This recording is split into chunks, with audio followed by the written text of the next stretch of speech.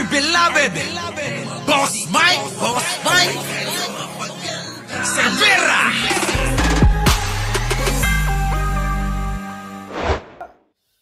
Siguro dapat matapos na, dali lang ha, matapos na mga kababayan itong gagawing binubuo pala, na independent body, independent commission ni Pangulong Bongbong Marcos para mag-imbestiga dito sa mga hinayupak na mga politikong ito, mga kababayan ko.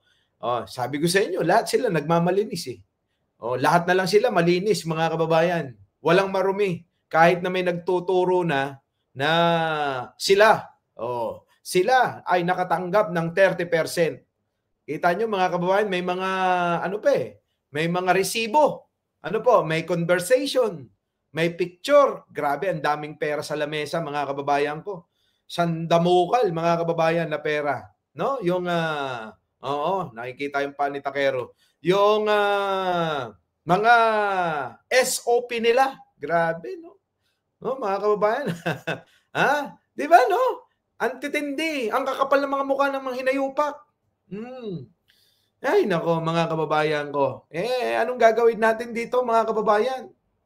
Sa mga palusot, kita nyo, pagkatapos ibulgar, pagkatapos talakayin sa mga hearing, at eto na nga, na sasambid, na itong mga pangalang tulad ni Joel Villanueva at saka ni Jinggoy Estrada, pati na rin si Loren Ligarda. Nako, mga kababayan, damay na Ang dami na hong mga nadadamay. Hindi pa kasi mga umamin na pare-pares lang sila. Di ba? Wala hong dapat makalusot dyan Ikita nyo mga kababayan ko ano nangyari kahapon. Kahapon mga kababayan, nagkaroon ng biglang pagkagulat ng lahat. Maging itong si Baba, mga kababayan, talagang nagulat din sa mga nangyari. Yun po hindi na nila magagawan pa ng paraan hindi na nila maiiwasan itong pagkakasangkot nila. Diba? Dito sa mga hinayupak na mga proyekto na hindi natin nakikita, na naging guni-guni, na naging walang silbi, at proyekto na hindi mapakinabangan, bagkus lalo pa nakaperwisyo sa bayan, sa mga tao. Di po ba? Grabe, no? Masaya na ako sa nabanggit yung dalawang senador, sabi ni Pachuchay. Naglaglagan na sila. Yun na. Laglagan na sila ngayon naman mga kababayan, kita nyo. Kahapon nag-hearing dun sa Senado. Kahapon na ito namang si Marcoleta, kita nyo, proud na proud pa siya sa kanyang ginagawang pagtatakip sa mga ilang kanyang mga kaalyado, kanyang mga pinipili na itago. Tingnan nyo, lumalabas din ngayon, mga kababayan. Nakakitaan nyo naman Imposible naman hindi nyo napansin yung pagiging bias ni Marcoleta at yung po bang pamimili lang kung sino lang ang dapat na ibunyag at banggitin at masabi sa ginagawa nilang pagdinig na yan. Nakakadismaya lang mga kababayan. Kasi alam nyo, ang pinag-uusapan rito, kaban ng bayan. Ang pinag-uusapan dito, pera ng taong bayan. Pera natin yun Di po ba? Mayat pay, jaya, napigsa nga utot kaysa katulad nila na nakataking grabe ka naman, Linserano. Kung di po napilitan, walang lilitaw na yun na senador. Yan na nga, mga kababayan. Antindi, no? Biruin nyo, ligtas ka na, Jinggoy. Para bang sinasabi talaga na dahil sa akin yan, si Marcoleta, dahil sa akin yan, ligtas ka na, Jinggoy. Hindi ka na damay, ha? Di ba? Pero yun naman pala, sandamakmak, may mga litrato Kasama si Henry Alcantara, itong controversial na district engineer. Tapos mga kababayan, ito namang yung Bryce na kanyang assistant dati na pumalit sa kanya, mga kababayan ko, idinamay. Nilaglag din si Henry Alcantara at nilaglag na ng tuluyan itong si Villanueva at saka si Jinggoy Estrada. Yan po yung mga madadrama, mga kababayan ko. Kahit anong pagpapaliwanag ni Jinggoy dyan, mga kababayan, na may, alam nyo namang artista yan, magdadrama lang yan. Wala akong kinalaman. Lahat sila walang kinalaman eh. Sino may kasalanan? Baka si Tekero, ayun, nakahiga lang. Baka siya yung may kasalanan nito. Hindi kaya yan ang may kasalanan? Kung hindi sila ang mga may kasalanan? O kami na lang? O kayo kaya? Diba? Carmela Salenga. Sino may kasalanan? Kami na lang. Tayo na lang ang may kasalanan at sila na lang ang mabuti dahil wala akong umaamin eh. Lahat na nababanggit na pangalan sabi wala akong kinalaman. Di ba? Ng pating na buhay na to, mga kababayan ko. Daanin sa drama. Ayun na nga. Wala eh. Mga kababayan ko eh. Ganon at ganon ang mangyayari dito. Kaya Pangulong Bongbong, parang awa mo na. Itong lahat sana na nabanggit kahit pinsan mo pa. Dapat kung may kasalanan, parusahan na.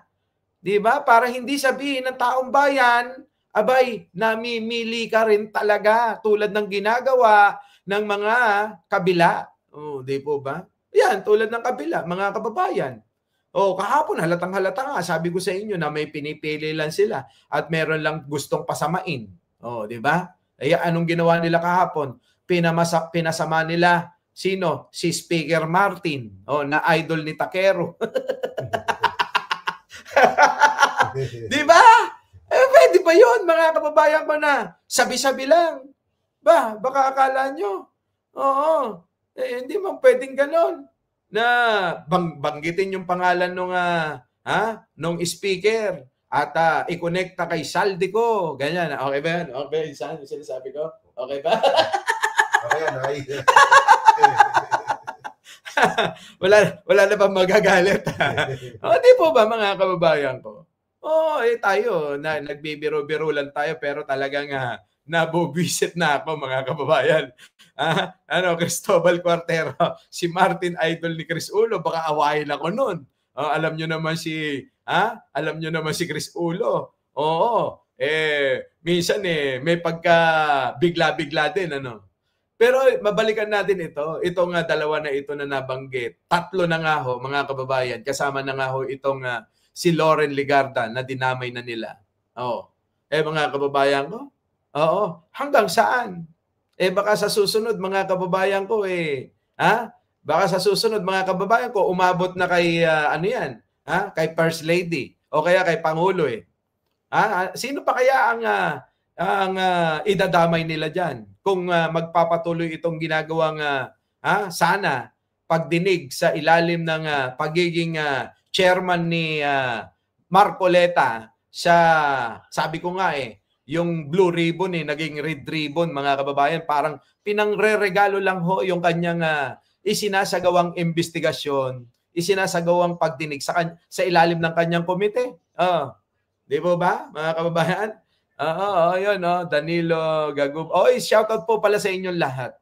Di po ba, mga kababayan ko? Wala tama pala yung detector. Sino? Mangunguna si Tulpo. Nako, mga kababayan ko. Naniniwala rin kayo kay Tulpo. Yung mga pagmamaang-maangan na pagtatanong na ilang percent, kabisado din niya yan. Wag niyo pa. Naku, Tulpo, huwag ka na nga magsinungaling, kabisado mo yan. Di ba? Sino pa? Nagsabi na yung dinawit ni Diskaya. Ano yun, Mami Pierre? Sir Mike, nagsabi na daw, mga kababayan, na yung dinawit ni Diskaya. Ayun na nga, ngayon tinatanong siya ni Luistro, itong mga Diskaya. Tingnan nyo, mga kababayan ko.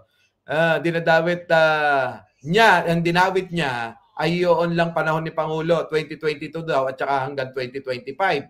At tinanong ni Luistro, ni Congressman Luistro, bakit hindi kasama yung past administration? Ang sagot niya, mga kababayan ko, meron din ho, pero ang binanggit, mga kababayan na meron, yun daw, ang binanggit, yung patay na eh. Kita niyo mga kababayan ko, yung Kong, Sir Mike na babae, yun na nga, Luistro. Di ba? Oo, yan. Magandang gabi po sa inyong lahat. Sumakit ang ulo ko sa pakikinig sa Congress. Oo. Pati patay. Yan na nga, di ba? Kundi ba naman mga hinayupak talaga. Pero alam nyo mga kababayan, eto, napakagaling at napakaganda. Akala ng mga DDS kahapon, mga kababayan, mga DDS senators, di ba? Itong sila Villanueva, ito sila Marcoleta, ito sila Jinggoy, at itong sila Bato. Mga kababayan? At syempre, sama nyo na si Amy. Akala nila kasi mga kababayan, magtatagumpay sila sa masamang balak nila. Hindi nila alam mga kababayan, hindi pa nila naiisip na paghandaan na ni Pangulo kung ano yung mga magiging moves niya. Dahil isang henyo magaling talaga sa diskarte si Pangulo, mga kababayan, pupusuin na. Pupusuin na eh. Biglang nabaliktad pa. Tignan nyo kung gaano kagaling. Ngayon, mga kababayan, papakinggan nyo. Itong mga diskaya under oath nagsabi, binanggit yung mga kongresista kung sino-sino. May binanggit mga kababayan na 3 buwan pa lang sa pwesto. Merong binanggit mga kababayan na kakapanalo lang sa halalan nung nakaraang 2025 election nung Mayo. Mga kababayan lahat yun binanggit ni Luistro, ang dami. At talagang pinuntirya at paulit-ulit na binanggit yung pangalang Speaker Martin Romualdez at Saldico. Yan talaga yung tinutukan ng husto. Pero kung mapapansin ninyo mga kababayan, salita niya, bakit para bang? Namimili lang si Marcoleta at si Jinggoy katabi pa. At yung Batong Kalbo, mga kababayan, patay mali siya. Kahit ang taong bayan, alam na nila na sarsuela yung kanilang ginagawa. Mga kababayan ko, pinagpatuloy pa nila. Kagabihan mga kababayan, dahil nakita yan ng taong bayan at ni Pangulo, syempre, mga kababayan ko, biglang nabaliktad ang mundo nila. Ganun kahenyo si Pangulo. Mga kababayan, ang galing Ang galing ng pagkakadali ni Pangulo. Biglang hating gabi, mga kababayan, meron na tayong bagong Senate President. At mga kababayan, hindi pa natatapos. Mga kababayan, ilang oras pa lang dahil inoper kay Risa Hontiveros, tinanggihan nung Ale, kaya napunta kay Lacson, Ping Lacson, idol natin yan. Mga kababayan? Titignan din yung maigi kung paano yung pagkakadali ng pagkaka 360 ng sitwasyon. Di ba? Marcoleta, yung tinawag mong epal, siya na ngayon ang pumalit sa iyo. Ano ngayon ang masasabi mo kung nung panahon na natanggal sa pwesto si General Torres, sabi nyo 3 buwan lang, sibak na, nagpiesta kayo. Ngayon, wala ka pang 2 linggo sa pagiging chairman ng Blue Ribbon Committee, sibak ka na rin, Kaya yung mga DDS ngayon tulad ni Banat Bay, hindi maikubli yung dismayat galit na nararamdaman. Diba? Parang si Chris Ulo lang. Ay, nako. Diba? Mga kababayan ko. Kaya alam nyo mga kababayan, hindi talaga magtatagumpay itong mga DD-list na to Diba? Yan. Ay, kita nyo. Biruin mo, sabi mong epal. Ayan ngayon. Sino ngayon ang epal sa inyong dalawa? Bigla kang nawala sa pangarap mo pa naman na pwesto dyan sa Senado. Tapos bigla ka, madadagdagan na naman ng kulubot sa mukha mo. Diba? Sa galit at saka sa pagkadismaya, mga kababayan, Ay, nako, ang bilis ng karma. Kaya ngayon, mga kababayan ko, dito sa pagkakadawit kay Villanuevang hinayupak na nagpapanggap na alagad ni Kristo. Ulitin ko lang yung rhyme, mga kababayan ko. Ngayon, dito kay Villanueva na nagpapanggap na alagad ni Kristo, ano ang masasabi mo? Ibinunyag ka ng mga dati mong kaibigan, dati mong mga utusan, dati mong pinagkakakitaan sa pamamagitan ng paggawa nila ng mga salansan na mapupunta na magkakapera ka 30% ba? Di ba? Tingnan nyo, mga kababayan ko, ito. Ito si Villanueva. Walang senador na may kinalaman dyan sa mga scam sa flood control. Di ba? Yung mga ganun Masyadong defensive. Masyadong nagpapaliwanag kahit hindi mo naman tinatanong pa, no? Di po ba? Dito sa Senado, walang mga sangkot sa mga katiwaliang katulad nito. Ngayon, mga kababayan, araw na to, lumabas ang pangalang Jinggoy Estrada. Ano na? Nung una, nagpapasikat ka pa, akala mo talaga totoong-totoo na ikaw talaga ay nag-iimbestiga para sa katotohanan. Pero bakit nabanggit? Nasangkot, nasama ang pangalan sa katiwaliang pandurugas talaga. Kayong dalawa. Sama mo ni si Loren Legarda. Tapos todo paliwanag, hindi ko ginawa. Todo paliwanag na wala akong kinalaman kahit na nakikita na sandamakmak na pera nasa lamesa. Mga screenshot ng usapan nila. Inilaglag ng mga kanilang mga kasapakat sa sindikato. Tingnan nyo, mga kababayan, sila naglalaglagan. Magrarambulan yung mga yan. Hindi na malayo, mga kababayan, na na itong mga ito magpatayan. Sila talaga magpapatayan dyan. Tignan nyo, mga kababayan, yung pera na nakita nyo ho ba yun? Yung dami ng pera sa lamesa? Ano po? Abay, lintik talaga. Grabe nakaasalansan. Alangan na nakalagpas pa sa inyong mga matayan. Tapos po yung screenshot ng mga conversation nila. Magkano? 30% lang naman sa 600 million mahigit. Magkano na? Kayo ho, mga kababayan, sarap buhay ng mga politikong mga walang ya. Tulad ni Villanueva, Jinggoy at marami pang iba. Di ba ba, no? Grabe, ang tindi, ang kakapal ng mga muka. Opo. Samantalang tayo, kahit sa lamesa, mikmik na kanin, abay, wala. Pero sa kanila, mga kababayan, limpak-limpak na salapi. Abay, kulang na lang. Lamunin nila para hindi na mawala sa katawan nila. Grabe. Antindi.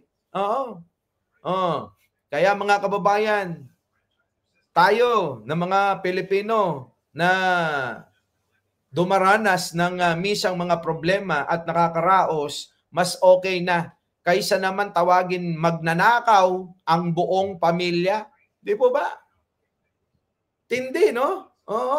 Ngayon, balikan natin itong mga diskaya. Isa pa ito.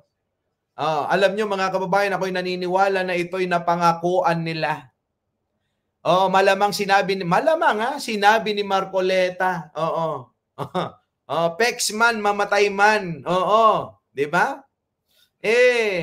Hindi kayo mapapahamak din Gagawa tayo ng kaparaanan. Basta banggitin mo lang ang pangalan na mga ganito, ganyan. Yung mga congressman, di ba? Malamang kanila ang kinaiinisan. Di ba? Ngayon, under oath, yung dalawang mag-asawa. Hindi yata nila alam, mga kababayan, pag under oath ka, wala na, hindi mo na mababawi pa. Maliban kung sasabihin ng mag-asawa na pinilit lang kami ni Bato, ni Jinggoy, ni Marcoleta. Di ba? Pwede yun, sabihin na nila habang maaga pa. Pero ngayon, mga kababayan, wala na Para bang pinagpipilitan na nila yung nauna nilang sinasabi talaga Di ba? Grabe, antindi, mga kababayan. 180 million agad. Ngayon, Cristobal Cuartero. Sa tingin nyo, ngayon lang nangyari yan? Ha? Ngayon lang nangyari yan? Abay, matagal niya nang kakilala itong si Joel Villanueva na, kulang na lang mga kababayan kapag nakakubra na ng komisyon niya. Oo, magpamisa ng solo-solo niya. Oo, pag nagpamisa mga kababayan, siya lang mag-isa. Oo, nag-a-alive, forevermore. Oo, thank you Lord sa blessing. Oo, di ba? Puting inang yan. Oo. Ganon mga kababayan. Magpapamisa mag-isa at nagpapasalamat. Blessing ang tawag sa ninakaw niya. Diba no? Grabe. Ang tindi. Ito naman si Jinggoy. Hoy, Jinggoy, mahiya ka. Oo. Abay, syempre, wala akong kinalaman. Oo, wala akong kinalaman talaga. Talagang kulang na lang mga kababayan Mag-MMK siya no? Oo. 'Di ba no? Antitindi ng mga hayop na 'to. Hindi na naawa mga kababayan sa kapwa. Hindi na naawa sa mga kababayan nating binabaha. Abay sila mismo naghahanap na saan ang flood control. Yung pala sila ang may gawa. Di ba, mga kababayan? Ay, nako. Boss Mike always watching from Pangasinan. Sabi ni Reynaldo, sorry, malabo mata ko. Di ba, no, mga kababayan? Kawawa rito, alam nyo, mga kababayan, etong mga Diskaya. Sigurado yan. Kawawa dyan, etong Henry Alcantara at etong Bryce Hernandez na kasapakat niya. Kasi silang dalawa rin, naglaglagan na. Ay, biruin ninyo mga kababayan, hindi nila maipaliwanag kung sino ang talagang kumukuha ng kusang dumarating daw na kahon-kahon na pera. Ay, grabe, no? Ang dami, di ba, George? Ang daming hanas. Ano?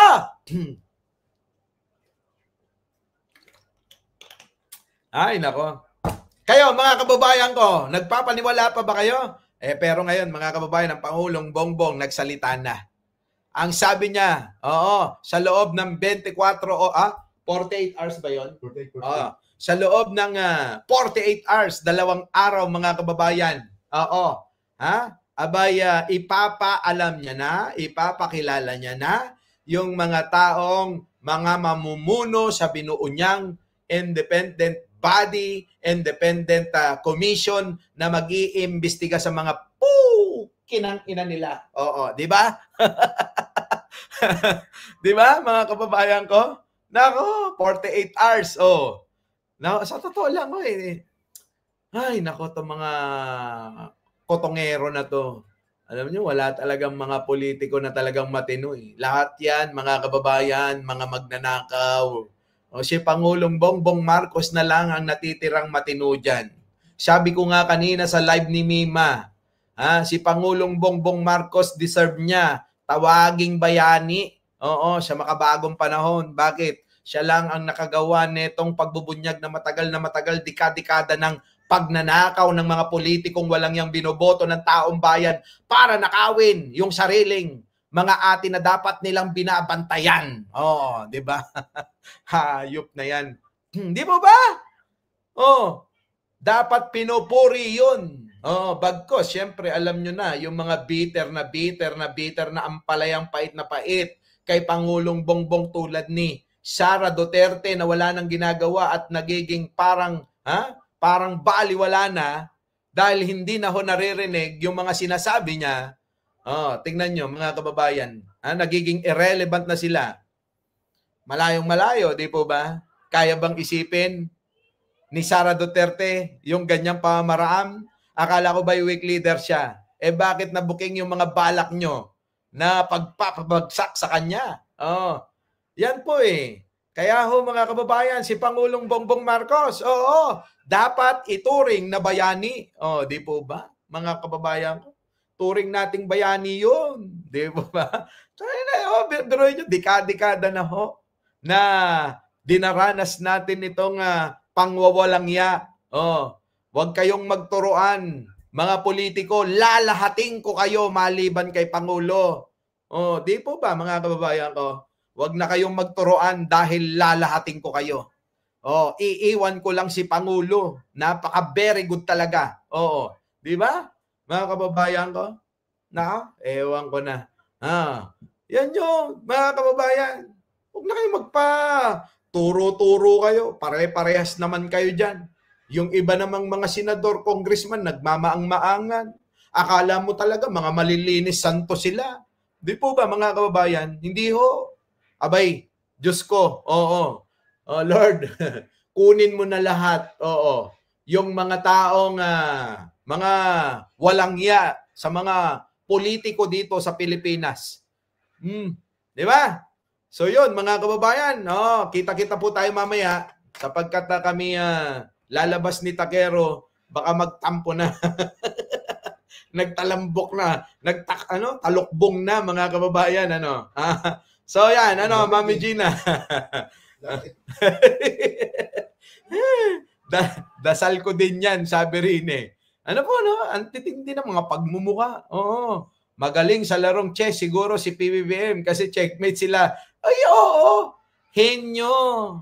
Napaka-henyo, Pinkay Adventure ni Pangulo. Take, bagong karaw. Di ba? Napaka-henyo kaya ni Pangulo. Ayun. Pogi, bagong gising, So mga kababayan, magkita-kita po tayo mamaya sa panibagong vlog. Oo. Kasi alam nyo talaga, nawawalan akong ganang mag-vlog. Bakit to? Kanyo mga kababayan, tignan nyo naman, halos lahat sila nakakawalang gana, di po ba? Lahat na lang sila malinis sa mata. Nila. Oo. Sa sarili nila. Parang si Villanueva, mukhang tingin pa rin niya sa sarili niya, tuwing nakakakurakot siya, nagiging santo siya. Muli. Pa-press con pa mga hayop. Muli mga kababayan, maraming salamat sa inyong pagsama kahit na saglit. Makagawa lang tayo ng content muna. Maya-maya. Sige din po. Maraming salamat po. Our beloved Boss Mike!